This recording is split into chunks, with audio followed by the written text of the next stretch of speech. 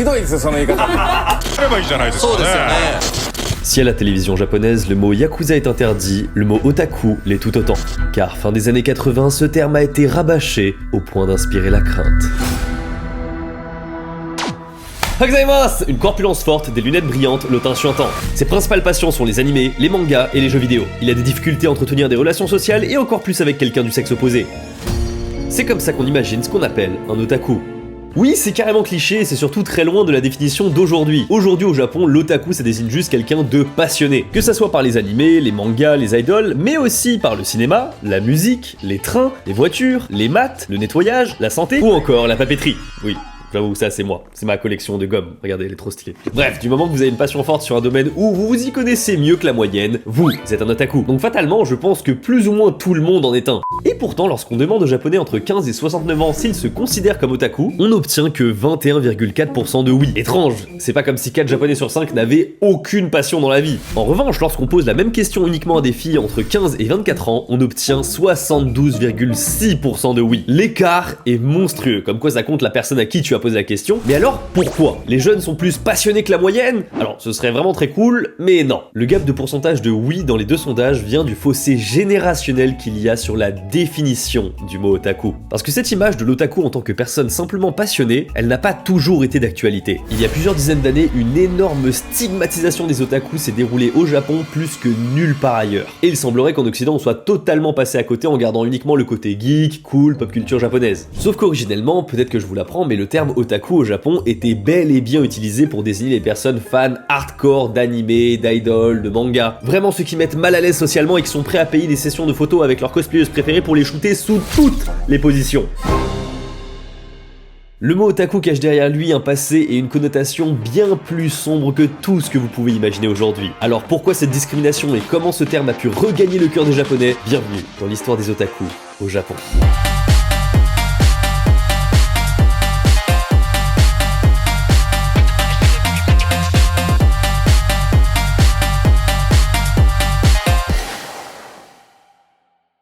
Dans l'histoire des otaku, il y a 3 piliers, les idoles, les jeux vidéo et les animés. Et il y a une création qui regroupe les 3. Lancé en 2020 par MiHoYo, aujourd'hui Hoyoverse, Genshin Impact a totalement su conquérir le public japonais. Les graphismes et paysages époustouflants, une mécanique simple à prendre en main et une histoire avec une multitude de personnages. Tout ça, ce sont de gros points forts du jeu. Surtout que dans la nouvelle version 4.7, on en apprend enfin plus sur notre frère ou notre sœur disparus. On ne sait pas vraiment si il ou elle nous a trahis, mais il y a un gros parallèle qui se fait avec notre propre aventure. Bref, là on sent que ça avance à grands pas vers les révélations. Et à l'occasion de cette mise à jour, il y a également de nouveaux personnages qui sont sortis pour que vous puissiez lâcher vos primogèmes dessus. On a Chlorinde et Sigewin. Elles font toutes les deux partie de la région Fontaine qui met à l'honneur la France et l'Angleterre. Et on n'oublie pas Setos qui lui vient de Sumeru. J'avoue, j'en suis un petit peu loin, je suis toujours à Inazuma, la région inspirée du Japon. Il y a aussi plein d'événements spéciaux, mais vraiment la rencontre entre Aether et Luminé, c'est vraiment ça le plat principal. On veut des explications. Vous avez bien sûr un lien dans la description pour télécharger Genshin Impact de manière totalement gratuite et je suis vraiment content de les incorporer à cette vidéo précise. Car Genshin Impact va avoir un impact sur la vision des otaku au Japon. Mais tout ça c'est un peu trop récent, remontons d'abord dans le temps.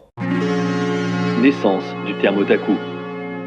Avant d'être un terme pour désigner une personne, otaku, ça veut dire quelque chose en japonais. Ça s'écrit comme ceci et ça veut dire chez l'autre, à son domicile. Et comme il y a le O honorifique devant, ça veut dire qu'on met du respect et de la distance avec ce qu'on vient de nommer. Mais dans les années 50, les jeunes japonais vont l'utiliser en tant que titre honorifique pour désigner directement une personne. Par exemple, otaku wa genki desu ka? Est-ce que monsieur va bien? Ça met toujours une forme de distance et de respect, donc l'équivalent français ce serait monsieur, même si je pense que otaku ça joue un petit peu sur l'exagération honorifique qui devient comique. C'est un peu comme si on disait monseigneur, comment allez-vous? L'expression s'installe dans la langue commune et 30 ans plus tard, dans les années 80, c'est là où tout va commencer. Les années 80 au Japon, c'est vraiment l'âge d'or pour tout. Le boom économique est au plus haut, le chômage au plus bas. C'est la naissance d'internet et c'est là où toute la pop culture japonaise qu'on connaît aujourd'hui va naître. Et côté animé, on a les premiers films du studio Ghibli, Akira ou encore Astro Boy. Et dans tout le lot monstrueux qu'il y a comme animé à cette époque-là, il y a ça. The Super Dimension Fortress Macross. diffusé pour la première fois en octobre 1982. C'est un animé de robots créé par le studio Neue, et clairement c'est un animé qui surfe sur la vague des animés mecha comme Mobile Suit Gundam. Oui, clairement on peut voir des similitudes entre les deux, l'espace, les robots, la télécommande, bref. Et pourquoi on s'intéresse à cet animé en particulier? Eh bien c'est parce qu'il y a une scène dans laquelle le personnage principal, Teruo Ichijo, utilise le terme otaku pour parler à Ling Min-mei. Les fans ayant retenu et apprécié l'utilisation de ce terme vont commencer à l'utiliser massivement entre eux, surtout à des événements comme par exemple le Comiket. Et ça, un certain chroniqueur ne va clairement pas passer à côté. Il était là un petit peu par pure curiosité à cet événement en 1983, et ce qu'il a vu, ça va beaucoup l'inspirer. Ce chroniqueur, il s'agit de Akio Nakamori, un critique d'idol, et il a un encart dans le magazine Manga Buliko. Et il décide de l'utiliser pour rédiger en juin 1983 Otaku no Kenkyu, littéralement les recherches sur l'otaku. L'étrangeté de ces étudiants, comment la décrire? Vous voyez ces étudiants qu'on trouve dans n'importe quelle classe? Mais si, eux qui sont mauvais en sport et qui même pendant les récréations ne sortent pas et restent enfermés dans la salle de classe. Ils restent toujours dans l'ombre, en faisant des choses bizarres comme du shogi. Jusque-là, bon, c'est caricatural, mais Akio, sa plume le démange, et il ne va pas s'arrêter là. Il va décider de décrire physiquement à quoi ressemble un otaku. Soit ils sont tout maigres à la limite de la malnutrition, soit gras comme des cochons avec des lunettes argentées enfoncées dans le visage. Chez les femmes, c'est plutôt grosse, avec une coupe au bol obligatoire et des cuisses similaires à d'énormes troncs d'arbres recouvertes par des chaussettes hautes. Ah! Alors, la description de Akio est clairement méchante et discriminatoire, mais c'est fou de se dire à quel point la description qu'il vient de donner, c'est exactement celle qu'on a encore aujourd'hui dans les mangas et les animés. Par contre, je suis obligé, voici à quoi ressemble Akio aujourd'hui. Est-ce qu'on n'est pas sur le plus gros contre-son-corps de l'histoire de la pop culture? Vraiment, le karma l'a rattrapé, l'a giflé comme ça. Mais l'article n'est même pas terminé parce qu'il va décrire maintenant ce qu'il a vécu au Comiket. D'habitude, ils sont transparents, discrets, dans le coin de la classe avec des yeux vitreux et sans amis. Mais là, des dizaines de milliers étaient présents, grouillant de partout. C'est à se demander s'ils ne sont pas sortis de terre. Et s'ils sont d'habitude si sombres, ici, dans leur élément, ils ont l'air si heureux. Avec le vacarme, j'ai l'impression que ma tête allait exploser. La majorité ne sont encore que des collégiens ou des lycéens. Et si d'habitude on appelle ces gens des maniaques, des fans, des détraqués, je trouve que ça ne leur colle pas bien à la peau. C'est comme s'il n'y avait pas encore de terme bien défini pour les désigner. Alors je décide de les appeler otaku. Et je continuerai à les appeler comme ceci.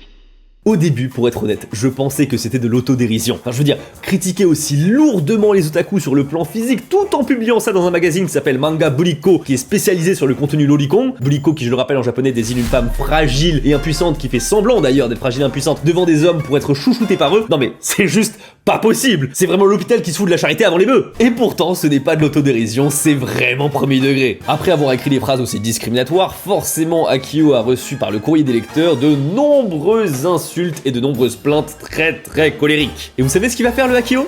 Il va bien sûr continuer son étude sur les otaku, numéro après numéro. Je ne pense pas qu'un collégien qui va au Comiket et qui crie à ses copains « Allez les otaku !» soit malaisant. Mais avec ce style, ses passions et cette personnalité, bien sûr qu'il ne pourra jamais emballer une fille. Ah oui, il critique de front le lectorat du magazine à tel point que ça remonte à la direction. Il y a toute une bataille qui se met en place entre la direction, les lecteurs, Akio, c'est vraiment Twitter avant l'heure, jusqu'à ce que finalement l'étude sur les otaku soit interrompue. Il faut se rendre compte du cynisme dont regorge l'expression otaku qui vient d'être créée. C'est une expression honorifique qu'on défigure pour rendre ça humiliant. Mais vous voulez savoir le plus grave, c'est que toute cette histoire que je viens de vous raconter, c'est communément admis sur internet que c'est l'histoire du mot otaku. Mais en vérité, Akio Nakamori, c'est un imposteur.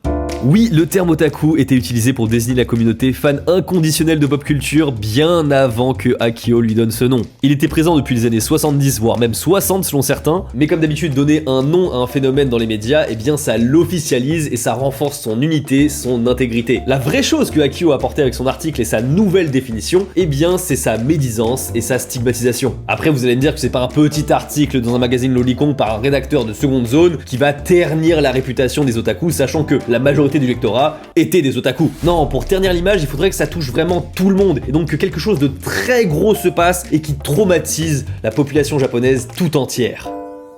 Oui. Incident otaku, 1989.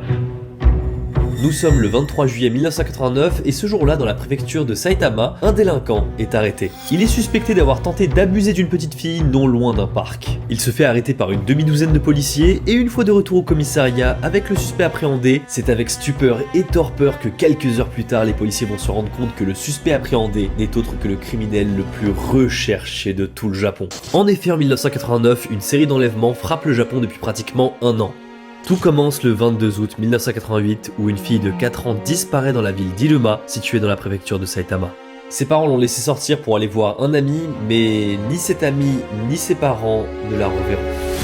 Les témoignages racontent qu'on l'aurait vue la dernière fois près de la rivière en compagnie d'un adulte. Cet adulte, c'est Miyazaki Tsutomu, 26 ans, un homme avec un cadre familial catastrophique et une enfance remplie d'harcèlement à l'école et à la maison. Avec cette petite fille de 4 ans, il va commettre l'irréparable et surtout, il va se filmer durant toute la durée de l'acte. Le 3 octobre 1988, seulement quelques mois plus tard, Miyazaki recommence. La police est démunie, elle reçoit encore un appel de parents et elle pense à un enlèvement, mais il n'en est rien. Le sentiment d'impunité du criminel est grandissant, à tel point que maintenant, il ne peut plus se satisfaire simplement d'images ou de vidéos. Il veut goûter et regoûter aux frissons de la réalité.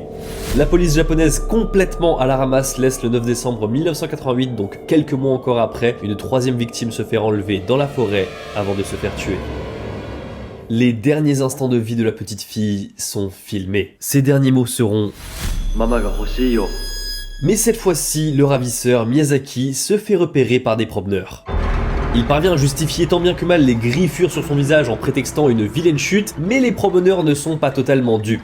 Quelques heures plus tard, il rapporte les faits à la police et c'est comme ça que plusieurs jours après, on retrouve le corps de la troisième victime dans les bois.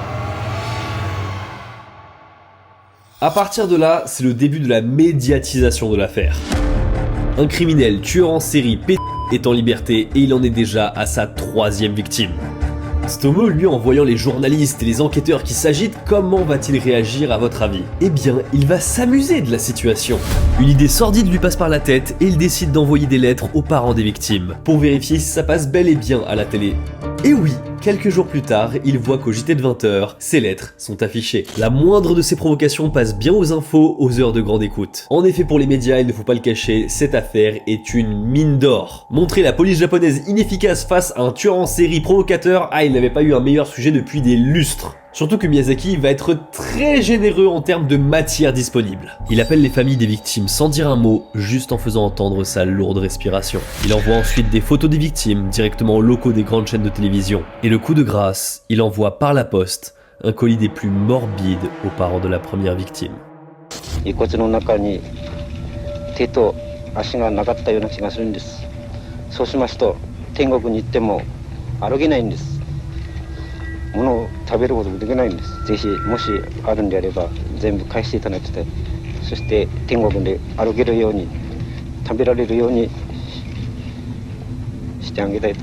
Heureusement, comme je vous l'ai dit, le criminel a été arrêté le 23 juillet 1989, mais pour les médias, l'affaire ne fait que commencer. Alors en quoi cette histoire tragique a un quelconque rapport avec la définition ou la vision des otaku par le grand public nippon? Eh bien, s'il est vrai que j'ai déjà fait une vidéo il y a plusieurs années pour raconter cette histoire, j'ai omis à l'époque tout l'impact qu'il y a eu à la découverte du domicile de Tsutomu Miyazaki. Les enquêteurs ouvrent la porte et découvrent dans sa chambre éparpillée un total de 6000 cassettes VHS d'animés hardcore, de films d'horreur, de contenu lolicon, de doujinshi en tout genre. Et disséminés dans tout ça, des autoproductions. Oui, il s'agit des vidéos qu'il a prises par lui-même avec les filles qu'il a enlevées. Et c'est là, suite à cette découverte, que sur les plateaux télé, une toute petite phrase de rien du tout va apparaître, mais avec des conséquences dramatiques. Tsutomu confondait la fiction et la réalité, c'est pour ça qu'il est devenu un criminel. Et oui, progressivement les journalistes vont découvrir un nouveau mot pour définir plus précisément cette communauté fan hardcore d'animé, de manga, de SF. Il s'agit des otaku. C'est comme ça que cette histoire va se populariser à travers tout le Japon en tant que l'histoire de l'otaku tueur. Et c'est donc de cette manière que le mot otaku s'est fait connaître auprès du grand public japonais. C'est de là d'où vient la connotation extrêmement négative. Les réactions ne se font pas attendre, le bashing envers les otaku se multiplie et dans certaines écoles, l'harcèlement explose. À tel point que la NHK, la chaîne principale japonaise, s'est sentie obligée de bannir l'utilisation du mot otaku durant cette période pour limiter les dégâts. Même les films d'horreur ont arrêté d'être diffusés durant cette période pour ne pas faire d'amalgame entre les otaku et Tsutomu Miyazaki. Mais vous vous en doutez, ça ne freine même pas ne serait-ce qu'un peu le phénomène. Tout simplement parce que l'affaire, elle ne s'arrête jamais d'être discutée et débattue 24 heures sur 24 à la télé. En effet, même après l'arrestation de Tsutomu, l'intense couverture médiatique continue. Les médias et l'hystérie du peuple semblent former un éternel cercle vicieux. Les médias proposent du Tsutomu Miyazaki à longueur de journée, donc les japonais en consomment et c'est parce qu'ils en consomment que les médias en proposent. Surtout que le criminel, même en détention, relance les médias grâce à de nouvelles déclarations ou de fréquentes découvertes. Comme par exemple le fait qu'on découvre qu'au milieu de sa traque meurtrière, c'est-à-dire entre la 3e et la 4e victime en mars 1989, il a participé à la session de printemps du Comiket. Il était là au milieu de la foule entre les allées de la convention, non pas en tant que visiteur, mais en tant qu'exposant. Il était là pour présenter ses œuvres, à lui, ses mangas et peut-être aussi quelques cassettes. À la télé, même l'élection du Premier ministre, qui je le rappelle est l'instance la plus haute politiquement parlant au Japon, ne saura pas détourner le regard des Japonais de cette affaire. Alors si la politique n'y arrive pas, il faut trouver quelque chose de plus fort encore, la famille impériale. En effet, une fois que le prince héritier Reimiya Fumihito annonce ses fiançailles avec Noriko Kawashima, enfin les Japonais s'intéressent à autre chose. Et la couverture médiatique sur Tsutomu Miyazaki prend fin.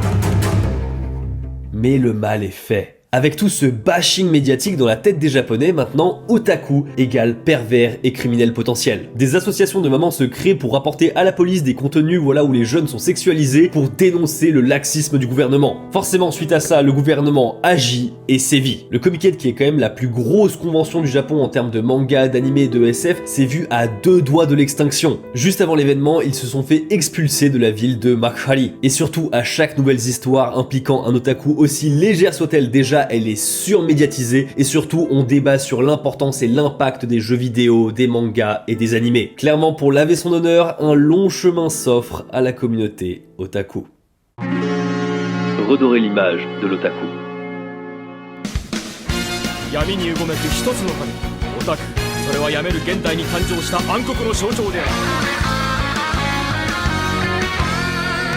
Il s'agit de l'animé Otaku non vidéo. Vraiment, c'est une publicité géante pour dire l'animation et la culture otaku, c'est cool! Ne nous discriminez pas, s'il vous plaît!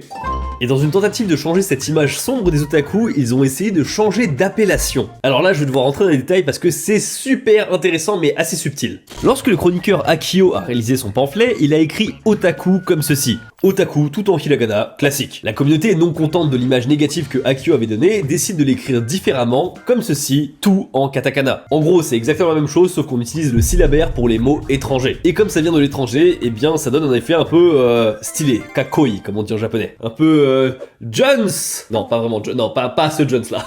Mais le problème, c'est que pour le mot otaku, les médias durant l'affaire Miyazaki, eh bien ils l'ont écrit avec des katakana. Donc l'effet stylé là, on oublie. Mais alors du coup, qu'est-ce qu'on peut faire? On va pas repasser au hiragana, ce serait juste trop bête. Non, la communauté décide au milieu des années 90 d'utiliser une autre syllabe. En gros, en japonais, on a la syllabe wo, donc W-O, qui s'écrit comme ceci, et la majeure partie du temps, on la lit seulement O. Et ce hiragana, il a une forme en katakana, qu'on n'utilise pratiquement jamais. C'est celle-ci. Donc vous avez compris l'astuce, c'est qu'au lieu de s'appeler otaku avec le O en katakana comme ça, ils vont s'appeler wotaku avec le nouveau katakana. Malheureusement, ça, même si c'est très recherché et assez stylé, ça n'a aucun effet. Hein, vraiment, je veux dire, les gens sont complètement perdus. Otaku, c'est otaku. Voilà, je veux dire, écrit n'importe comment, c'est otaku. Nous nous retrouvons donc en 1995 et ça fait déjà maintenant 5 ans que l'affaire de Tsutomu est terminée. Il a été condamné à mort et pourtant l'image des otaku reste encore à ce jour inchangée. La situation semble bloquée. Alors comment ils ont réussi à redorer leur image? Eh bien c'est grâce à 2 choses. La première, c'est parce que le contenu pour lequel les otaku se passionnent est devenu dans la seconde moitié des années 90 exceptionnel. Dragon Ball Z, puis Evangelion et Ghost in the Shell en 1995, ou encore Princesse Mononoke en 1996. Mais la vraie raison, celle qui a tout fait basculer au Japon, c'est vous. Non, ce n'est pas une blague, vous êtes responsable du changement de vision des Japonais à l'égard des otaku. Effectivement, à partir du moment où les étrangers vont s'intéresser aux mangas, aux animés, aux jeux vidéo de la fin des années 90, tout va changer. Je vous rappelle que ce soit en termes de critères de beauté ou de style, les japonais ont tendance à toujours mettre les étrangers occidentaux sur un piédestal. Alors voir ces étrangers qu'ils trouvent toujours très élégants s'intéresser à la culture vilaine des otaku japonais qu'ils méprisent, ça va leur faire un électrochoc. Ils vont se dire qu'en fait les otaku, c'est peut-être cool. En plus, c'est vendeur. Sachant que le Japon vient économiquement de rentrer dans une récession, c'est une bouée de sauvetage plutôt sympa. C'est comme ça que le gouvernement s'embarque avec des campagnes comme le Cool Japan, destinées à faire rayonner le soft power japonais à l'étranger. Et à partir de là, même les émissions télé qui démolissaient les otaku vont rétro-pédaler. Ils vont travailler à la réhabilitation des otaku dans le cœur des japonais. Ils vont même montrer la culture otaku japonaise qui s'exporte à travers le monde. Et je pense notamment à cette émission où on dépeint le portrait de l'otaku français. 芸術の都パリこの街で最強の日本アニメオタクが出没するというはいはい日本語がちょっとできます僕は日本のアニメの大ファンだ En fait, on utilise l'admiration des Japonais pour la France ou d'autres pays étrangers pour valider la culture otaku. Si les Français s'y intéressent, adorent ça et adorent le Japon grâce à ça, c'est que finalement, les mangas et les animés, c'est pas si mauvais. D'ailleurs, intéressant de noter qu'il s'agit de l'otaku français Sébastien Jarry, dont la télé française aimait beaucoup se moquer. Soit dit en passant, aujourd'hui, il a accompli tous ses rêves, il vit au Japon et il est marié à une japonaise. Franchement, allez regarder sa vidéo parce que sa détermination et son calme devant des présentateurs télé, mais plus qu'odieux, force le respect. Mais revenons au Japon, au début des années 2000, il reste quand même un dernier bastion, un dernier rempart à la réhabilitation des otaku. Il devient donc nécessaire de frapper là où l'image de l'otaku est la plus négative, c'est-à-dire chez les femmes. Surtout les mères au foyer. Alors pour les atteindre, le plus efficace, ce serait quoi? Un bon drama romantique à l'eau de rose.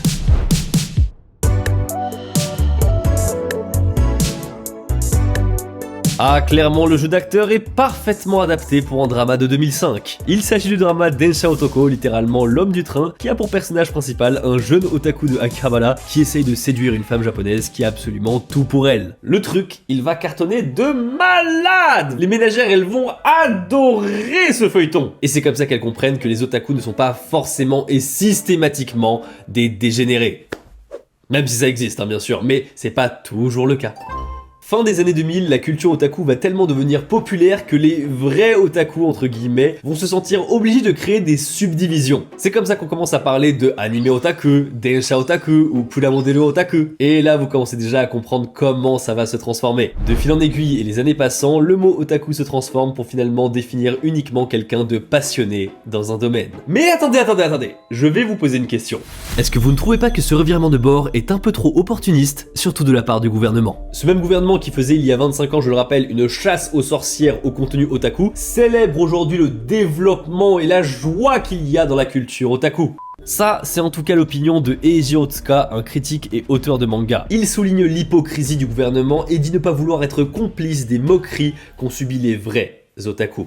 Les otaku qui sont officiellement reconnus par l'État et l'industrie, et les otaku auteurs de mangas érotiques qui font l'objet de condamnations pénales sont après tout les mêmes. Surtout que parmi les otaku, certains boudent un peu le fait que la grande majorité des japonais s'intéressent uniquement à l'extrême surface de leur univers. Je pense bien sûr à Kimetsu no Yaiba ou encore Détective Conan qui démolit le box-office japonais année après année. Oui, c'est des animés, mais c'est vraiment ultra lissé pour plaire à tout le monde. Il faudrait quelque chose qui puisse regrouper des éléments d'animé, de jeux vidéo, de musique, d'histoire, d'idol et même de cosplay comme une sorte de produit ultime otaku et qui puisse quand même être destiné au grand public. Eh bien ce produit, il est arrivé au Japon, mais c'est pas les Japonais qui l'ont créé.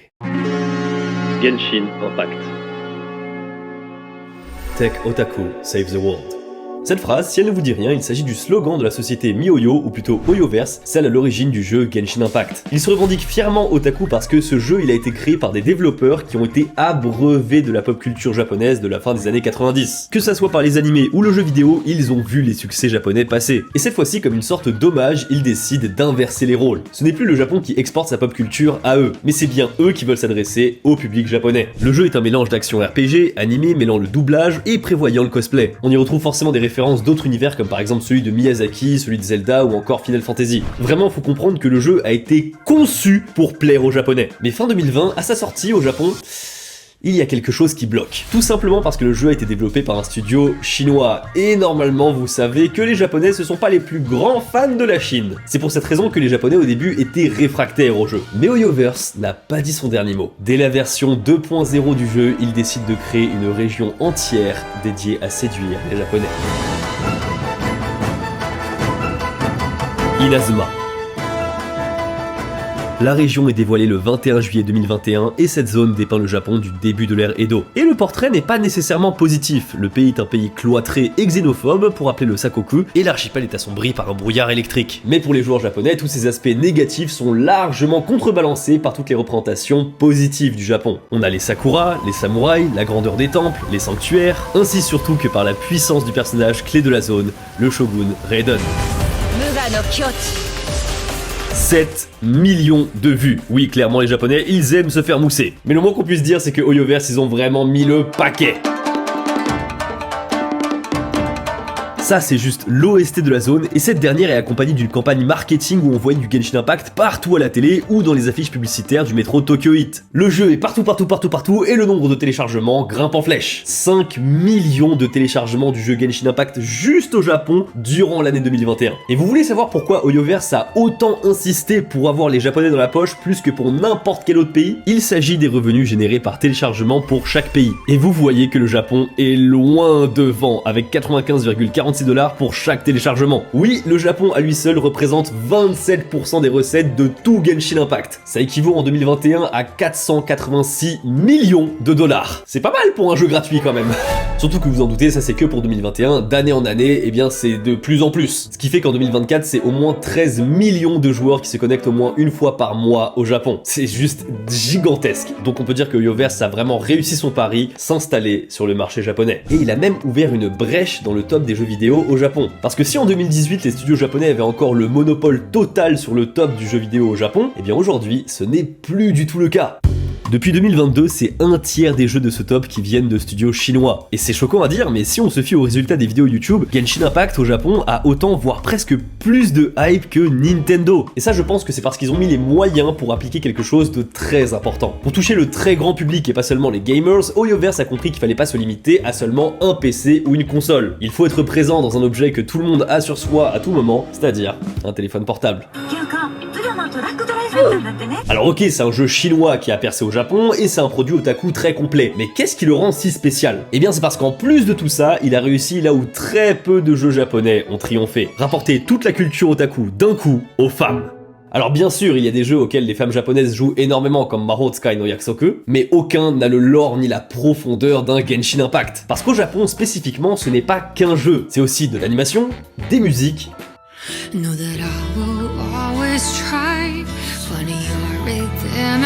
des doublages. Et croyez-moi, Genshin sait très bien comment jouer avec tout ça. Il suffit de voir par exemple le fait qu'un des personnages les moins populaires dans le monde, Sangonomiya Kokomi, est au contraire ultra populaire au Japon, jusqu'à aller doubler par Suzuko Mimori. C'est une sorte d'idole qui est quand même un peu suivie. Et c'est comme ça que Genshin Impact arrive à faire monter en cote ses personnages, jusqu'à ce qu'ils atteignent le classement des personnages de jeux vidéo les plus populaires. On y retrouve bien sûr la Shogun Raiden en 27ème position, mais aussi un certain Childe à la 15ème. Il s'agit du personnage préféré de ces dames. Elle représente 45% des joueurs de Genshin Impact, et pour un RPG de cette envergure internationale, c'est genre gargantuesque. Sans compter que la communauté, cosplay et YouTube fait vivre le jeu en dehors du jeu. Le nombre de régions de Mondstadt jusqu'à Natlan ne fait qu'augmenter, et chacune de ces régions est un hommage à une vraie région du monde. Fontaine fait référence à la France et à l'Angleterre, et Natlan fait référence à l'Amérique latine. En 2024, ils en sont à la version 4.7 et au Japon, ils sont devenus plus qu'un simple jeu. Ils ont même fait une collaboration avec la Skytree et ils ont ouvert 13 pop-up stores à travers tout le Japon. Genshin Impact, c'est vraiment le fruit de l'amour qu'a le monde pour la culture et le soft power japonais. Et ce qui est beau, c'est qu'il a réussi à marquer l'histoire du jeu vidéo à jamais sur le territoire nippon. Je ne suis moi-même qu'une conséquence de ce mouvement otaku. S'il n'avait pas été là et s'il ne s'était pas battu pour survivre, certains excellents animés n'auraient pas été créés, ils ne seraient pas arrivés en France, et ils n'auraient pas touché cette première génération de Français qui sont tombés amoureux de la culture japonaise. Donc même si vous trouvez les otaku socialement inaptes, gênants, malaisants, n'oubliez jamais que c'est grâce à des personnes comme eux que le Japon est aujourd'hui aussi populaire. Merci beaucoup d'avoir regardé cette vidéo, c'était un bon gros travail de recherche, mais je suis content. Vraiment, il y avait un fil logique là sur tout le long de la vidéo, je suis content. N'hésitez pas bien sûr à lâcher un pouce bleu si la vidéo vous a plu et à vous abonner. Moi je vous dis à la prochaine. Tchuss.